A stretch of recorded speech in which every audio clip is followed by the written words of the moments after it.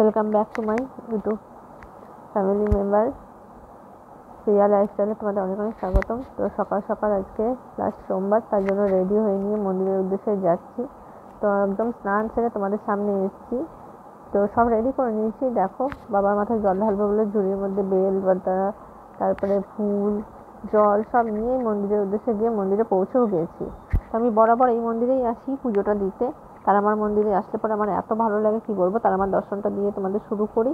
তারপরে আস্তে আস্তে বাবার মাথায় জল ঢাললাম। আগের দিনই সব বাজার হাট করে নিয়েছিলাম, বেল, তারপরে ফল সব কিছু কিনে কেটে রেডি করে রেখেছিলাম, কারণ সকালবেলাতে উঠে আসবো বলে। তো কালকে রাত থেকে মেয়েটার শরীরটা খুব খারাপ হয়েছে, তাও এসছি লাস্ট সোমবার। আবার তো একটা বছরের অপেক্ষা। খুব শান্তিভাবে পুজোটা দিলাম। শান্তিভাবে পুজোটা দেওয়ার পর তারপরে গেলাম হচ্ছে বাড়ি যেতে যেতে তার আগে কিছুটা কিনে নিলাম কিছু। তারপরে বাড়ি গেলাম।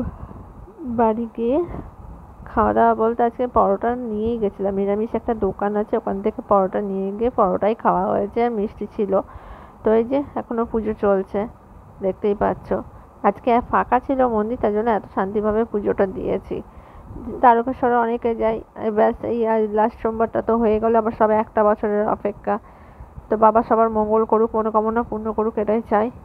সবাইকে ভালো রাখুক, সুস্থ রাখুক, আর কিছু চাই না।